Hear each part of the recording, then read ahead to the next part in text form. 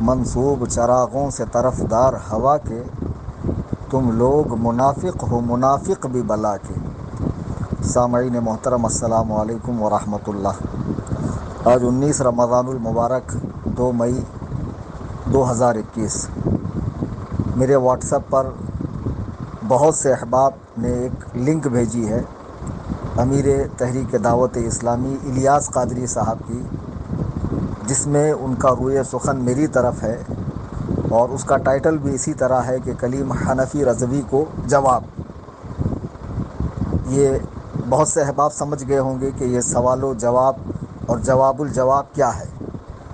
یہ یوں ہے کہ کچھ دن پہلے میں نے ان کی ایک ویڈیو دیکھی تھی جس میں وہ ایک مسئلہ بیان کر رہے تھے کہ باتھ روم میں اگر مرد کی چپل عورت پہن لے تو وہ گنہگار ہوں گی، عورت کی مرد پہن لے تو وہ گنہگار ہوگا، لہٰذا باتھ روم میں 2 جوڑی چپل ہونی چاہیے۔ وہ ویڈیو ہمارے پاس اب بھی موجود ہے فون میں، اور جس کو چاہیے وہ دیکھ سکتا ہے۔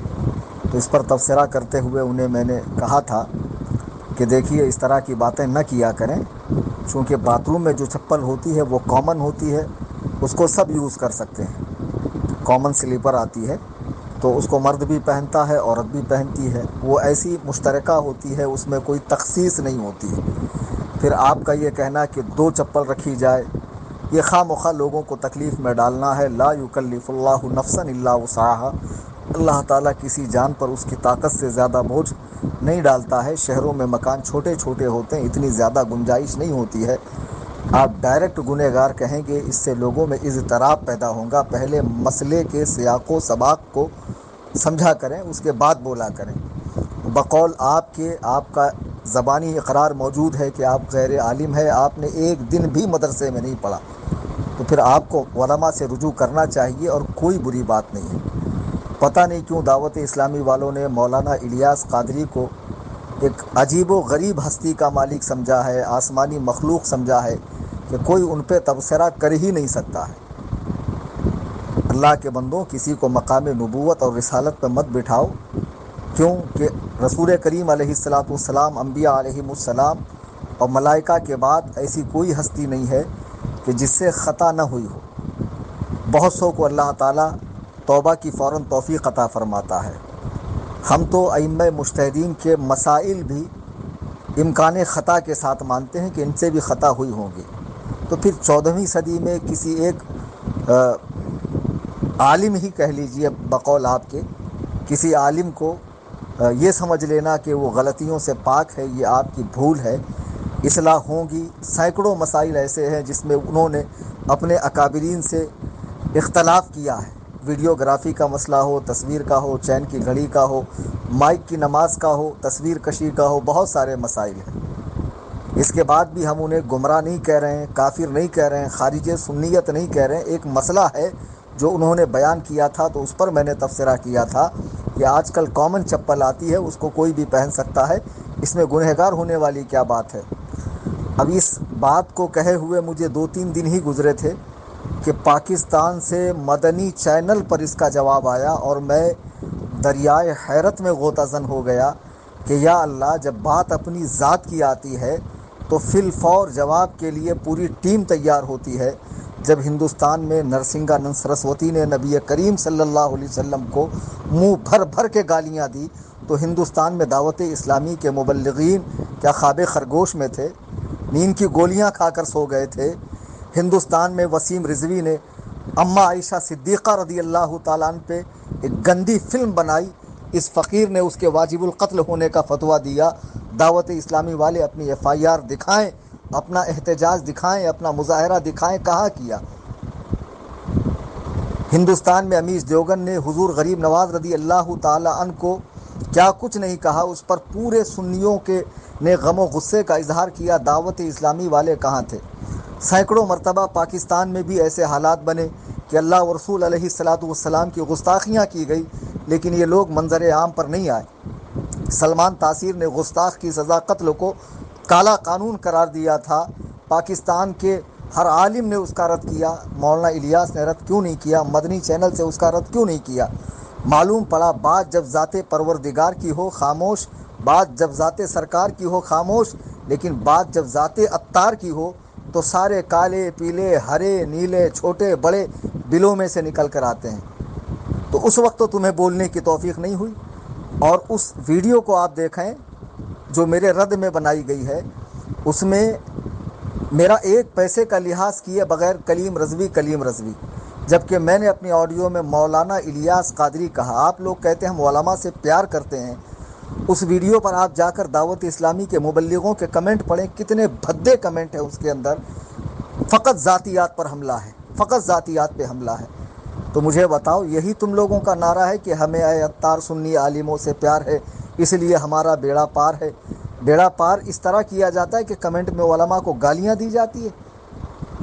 سوچنے والی بات ہے کہ یہ لوگ گستاخوں کا، بد مذہبوں کا رد نہیں کرتے ہیں، لیکن کوئی سنی عالم اگر ان کی اصلاح کرنا چاہے تو اسے اپنا یہ دشمن جان سمجھ لیتے ہیں۔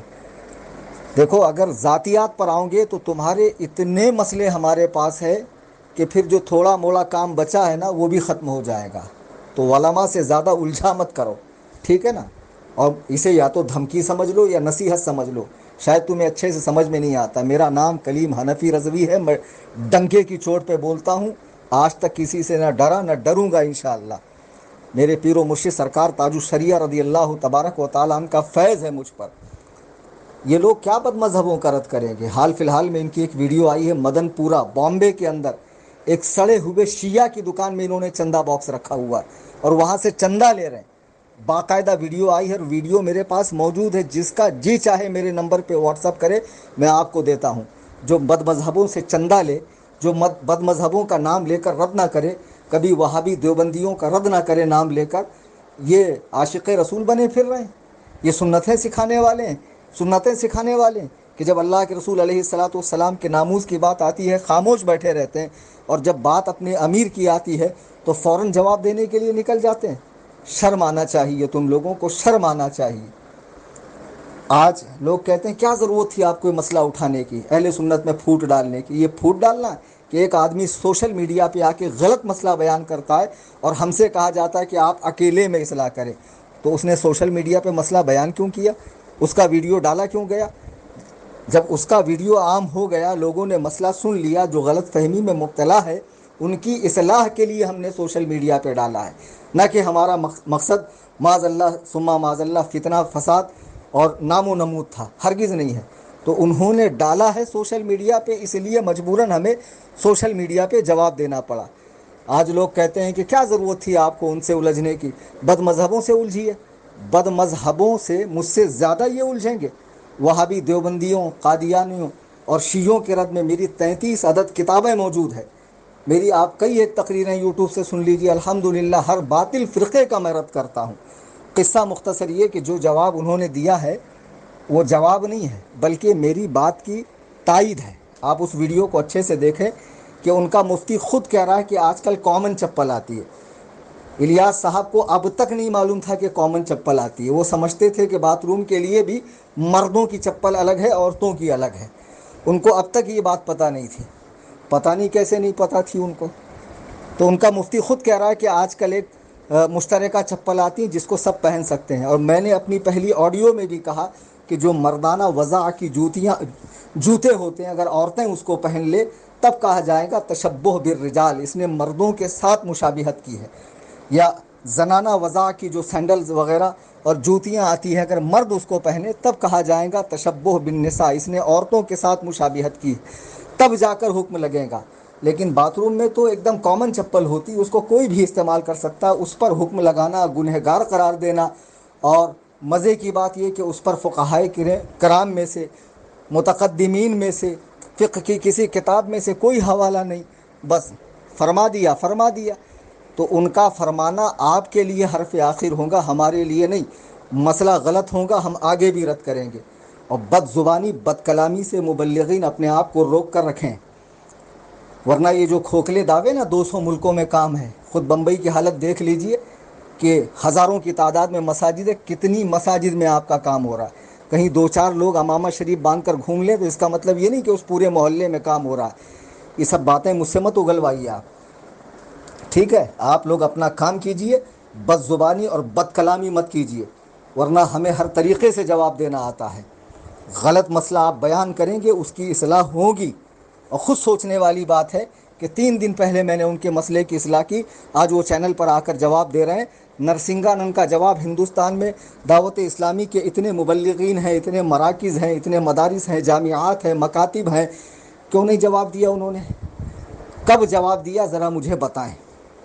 وسیم رضوی کو جواب دیا جب اس نے قرآن کریم کی 26 آیات کو قرآن مقدس سے نکالنے کی بات کی؟